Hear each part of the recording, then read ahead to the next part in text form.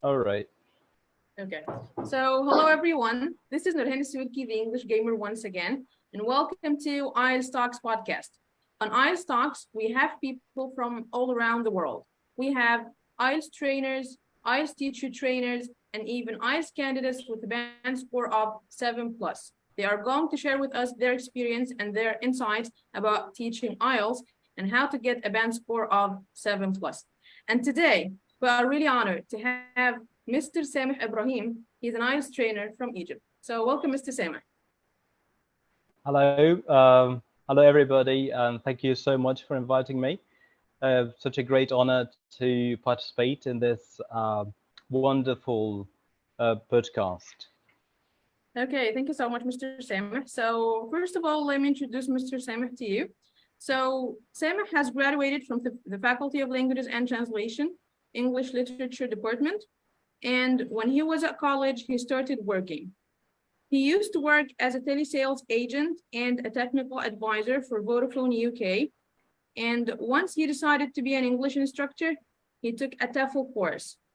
Later on, he got TKT modules 1, 2, and 3, calling CLIL certificates, and he has been teaching English for 9 years now. Last year, he took CELTA from Cambridge University, and also he's taught at different academies. On top of them, CIC and IDI. Currently, he's working at Heliopolis University. Apart from teaching, he's worked as radio broadcaster last year at Radio Cairo. So thank you so much, Mr. Sameh, for being with us today.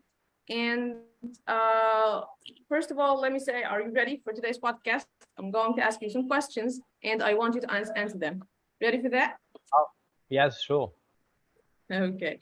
So first of all, let me ask you, how have you started your career as an English teacher and then as an IELTS trainer?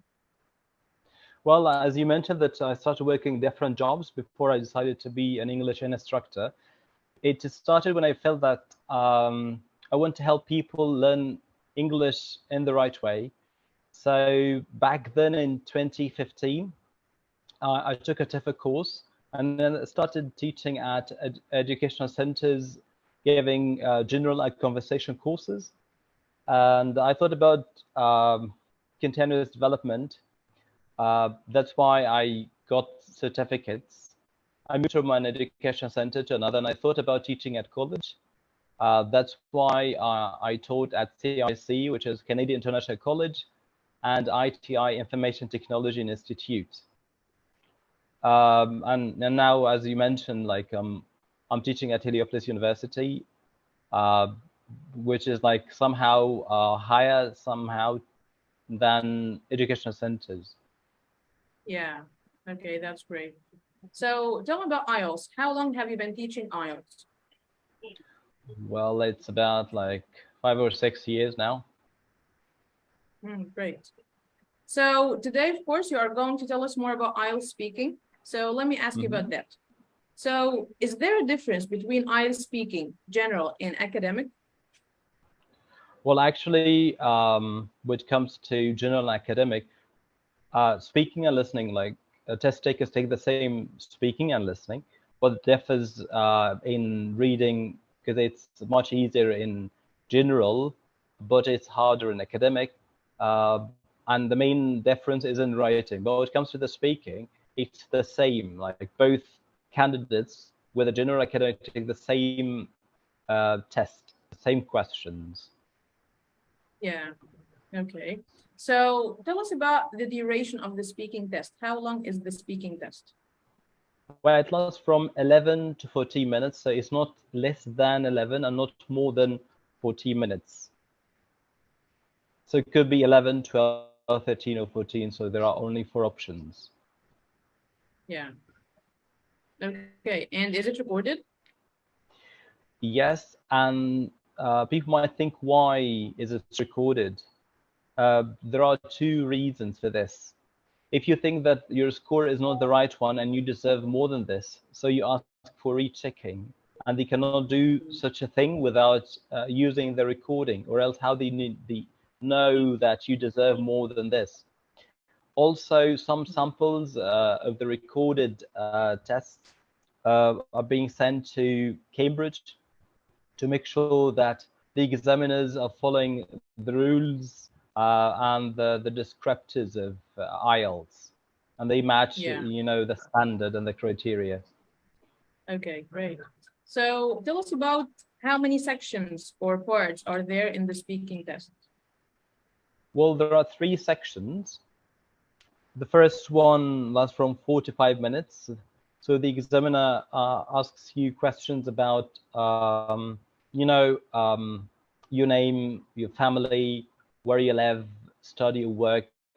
You know, types of question you ask someone when you first meet him or her. All right. And you are expected to give expanded answers. So answers, you're not going to say like a couple of words and you just stop. It's different from normal conversations. Like if I ask you what's your name and then you say like my name is Nohan and that's all. Tell me about your study. I graduated from 1 to 3 and that's it. No, you need to send the answer in a logical way. Yeah. That's right. Yeah, and you know it's harder when you move to section 2 and 3. But this doesn't mean that section 3 is impossible, but it's somehow demanding.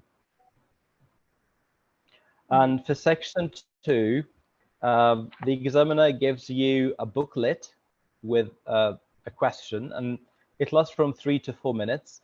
It gives you like a pencil and a piece of paper to take notes for 1 minute, and then you have to talk for 1 to 2 minutes. You do not decide as a candidate how long you're going to talk, but the examiner does. So it could be 1 minute, 1 minute and a half, 2 minutes maximum. So it's a kind of a monologue. So you need to use this time well to take notes. You don't have to write sentences because 1 minute is not, is a kind of a short time. Yeah, only key points in order to organize your ideas. I need to cover the points. So it could be something like describe a favorite holiday destination that you like. You should say when you first went there, how you get there, what you do when you're there, and explain why this place is so special for you. So it's really important to cover all the points here, like because you do not choose questions, so you try to answer it according to your own experience. But again, if you answer it like the way that you think that, okay, when you first went there last year, how do you get there? By bus. What you do when you're there? I go swimming. It's special because I feel perfect over there. This doesn't take more than like 10 to 20 seconds. It's never enough. Yeah, that's right. Yeah, so candidate has to think about this point. And then like section 3, it takes about 4 to 5 minutes. It's like more abstract questions that are related to section 2. Again, extended what answers. Is the difference between 2 and 3? What is the difference between section 2 and section 3? Section 2, you take 1 minute to take a note, and then you talk alone on your own for 1 to 2 minutes. Yeah, the examiner doesn't usually ask you questions in between. But for section 3, so it's like the examiner asks you maybe a couple of questions and can ask you follow-up questions in between. So it's not a monologue, it's a kind of a conversation between you and the examiner. Yeah. And as I said, like, it's a kind of more demanding, more abstract. So that's how you should expect, and put this take it into consideration when you practice, so that you'll be ready when the time comes. Yeah, that's right. Okay, so let's also talk about the topics that the candidate can expect in parts 1, 2, and 3. Well, like as I mentioned, for part 1 is kind of like could be things about where you live, because I remember this when I took IELTS. They asked me about describe the neighborhood and so on. It could be about your work or study. It could be about your family. So these are like the repeated topics for task 1. Task 2, there are Yeah. lots of topics. Maybe a memorable day, a gift you gave to someone.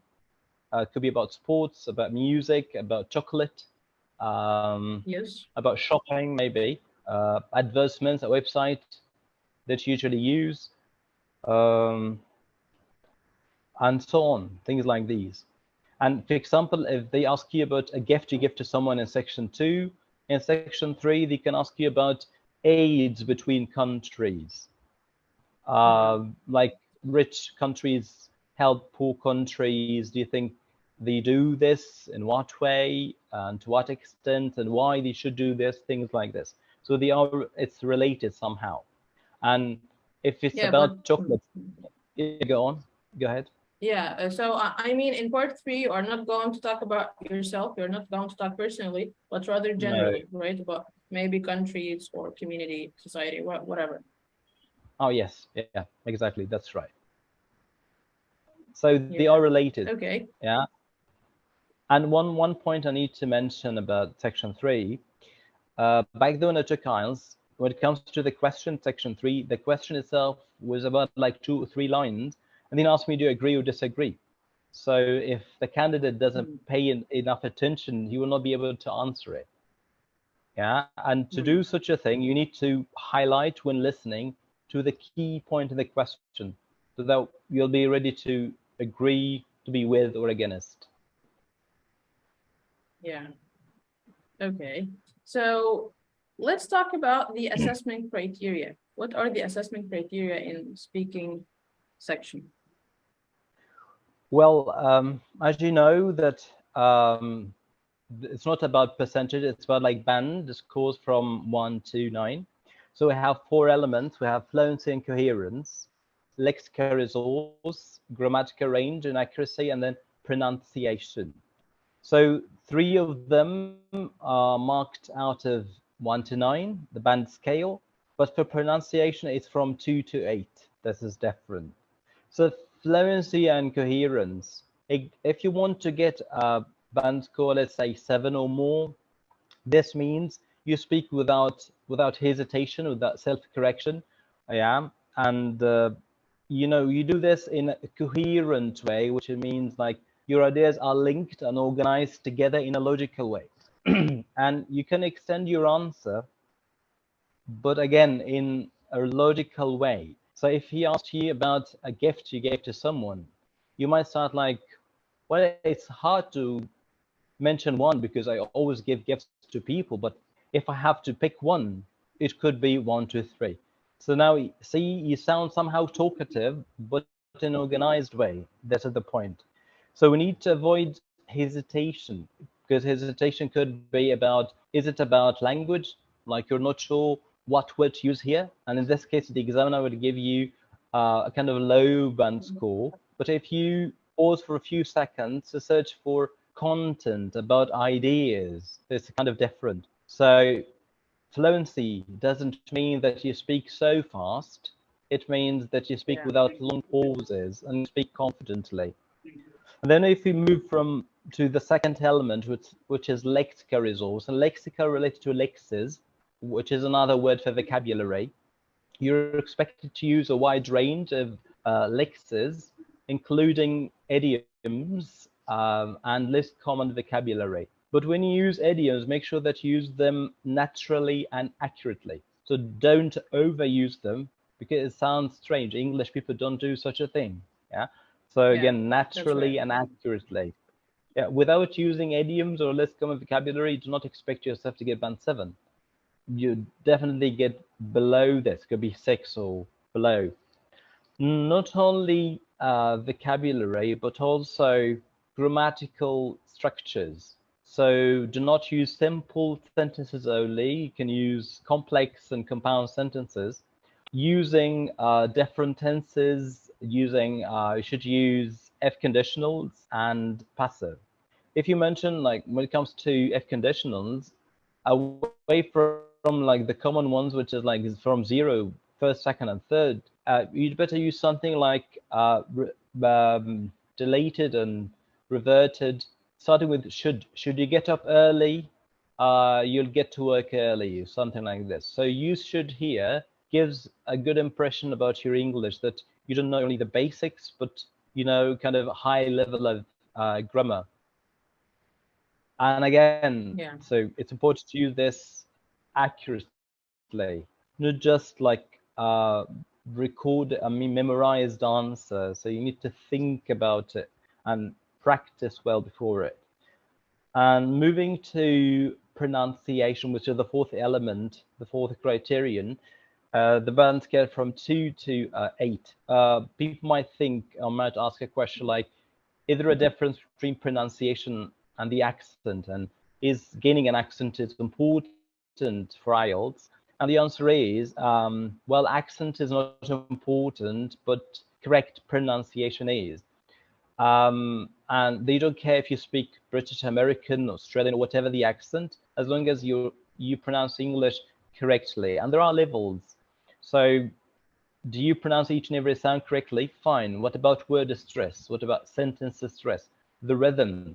And if you want to get a high score in this point, think about connected speech, moving from weak forms, linking, assimilation, intrusion, and so on. So working on these points, you're going to get a high band score in the pronunciation itself.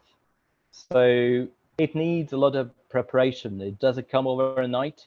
So you need to work on the topics, the frequent topics that candidates might encounter when he takes an IELTS exam. Yeah. Okay, so Mr. Sameh, let's talk about how to get ready for IELTS speaking tests. Well, it depends on your level of English. So if your level of English is intermediate at least, you can use Cambridge IELTS test books from 1 to 18. Or if it's below this, you'd better work on your general English first, because there is a big gap between, let's say, 8 2 and then band 7, which is C1. It takes a long time, like let's say a year or more than this. It depends, and it differs from one to another. So supposedly that your level is B1 at least. Try to use Cambridge IELTS test books. Now they are 18.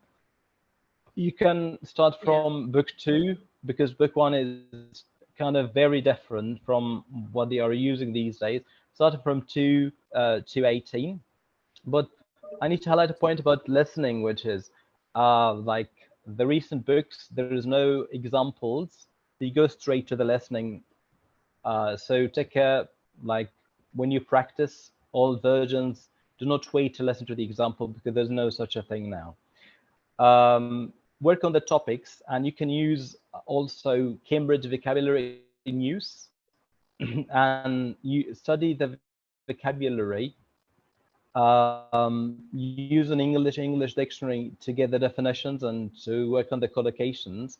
To practice, you can ask a friend of yours to ask you a question, then you record your answer, and then you check according, you know, against the criteria: fluency and coherence, lexical resource, grammatical range and accuracy, and pronunciation. Or you can do it yourself and then try to improve your answer. Use a high level of vocabulary. I mean, list common vocabulary and idiomatic expressions. And again, the point is, you do such a thing naturally and accurately. Like talking about someone, and I think this person is unique, and I say he's second to none, and it comes naturally because it is related to the context. But I don't overuse idiom. Like I met my friend out of the blue, and I felt like on top of the world because he's second to none when it comes to, oh, this is it sounds somehow unnatural. so funny. Yeah. Yeah, exactly. Yeah, because native speakers don't speak like this. Precisely. Yeah. Yeah. That's right. Okay, so do you think? Oh yeah. Go ahead. Okay, so do you think a candidate can prepare himself or herself for the speaking section on his own, or does he or she need a tutor to help him? What do you think? Well, it differs from one to another because it depends on you. If you're a kind of person who is reliable and he can work on I mean, on his own, without the help of a tutor, if he has a kind of self-encouragement, okay, go ahead, do it yourself. But if you feel somehow lazy, I need someone to push you forward and to assess you through the journey of practicing. Okay, in this case, like, you need a tutor. So it's not a yes or no for all, it differs. Yeah.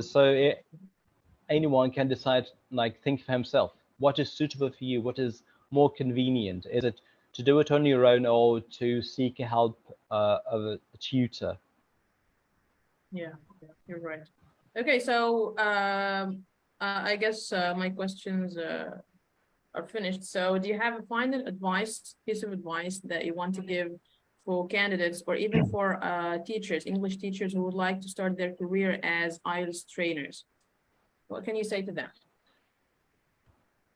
Well, like, I'm going to talk to English learners in general and then to teachers. For English learners, in order to work on the speaking, because years ago when I was a student at college, I thought like that I had been studying English for 8 years at that time, but I couldn't speak English.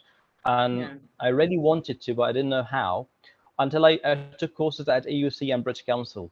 And it's about living the language. And I took courses, and the advice that I followed, that I need to live the language. So I started listening to English every single day, and I start to think in English aloud, which helps me to improve, speaking. So think aloud in English, read aloud in English. Uh, when you Yeah. come across new words, do not use Google Translation or any English Arabic dictionaries, because it's not useful. Try to use English dictionaries. Watch Yeah. English movies with English subtitles, and try to learn more words, but try to use them. Do not study words in isolation. I mean, separately, away from sentences. No, try to use words in sentences, in a context, so that you can recall them easily whenever you need to. All right.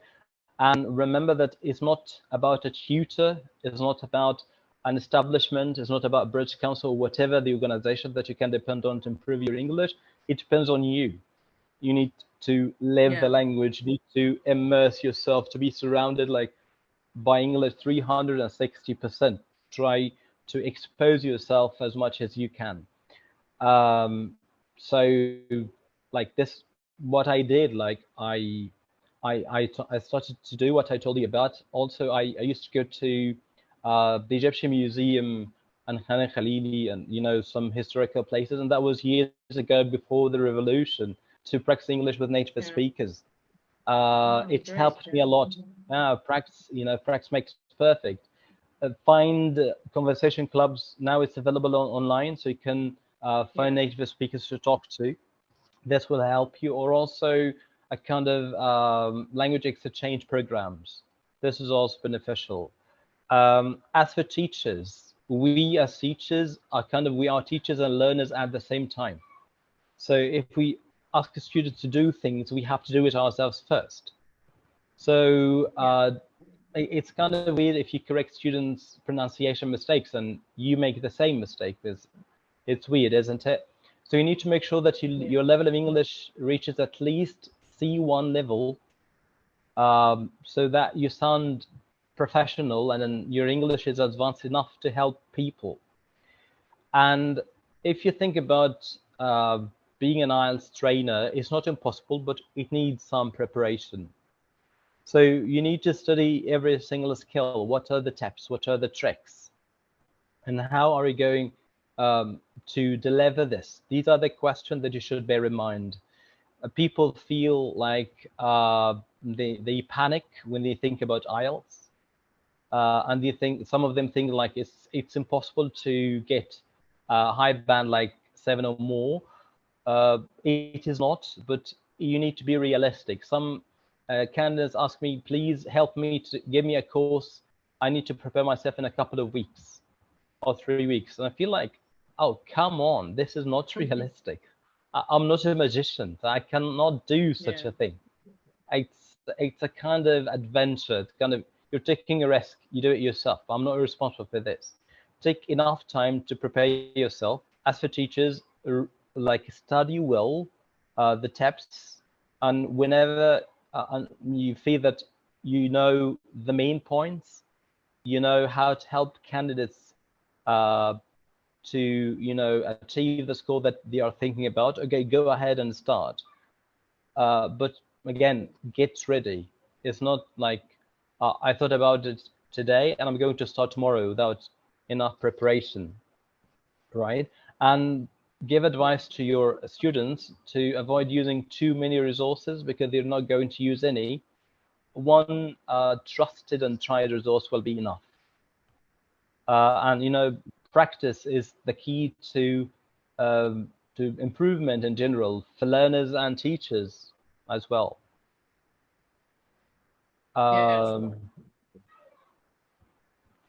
Yeah, and the Okay, last so thing thank you is, so much, Mr. Sameh. Yeah, go ahead. like, well, we as teachers, remember that we are still learners, and we need to keep working on our English on a daily basis. Yeah, Thank you that's so right. much for giving me a chance to be your guest here. Yeah, thanks a lot, Mr. Sameh, for being with us today. And thank you, Most welcome. everyone, on Facebook. As you know, you can find the podcast, first of all, on Facebook, and then also we are going to upload it on YouTube, and you can even listen to it on Spotify platform. Thank you so much, and wait for us next week. Bye bye for now. Bye. See ya.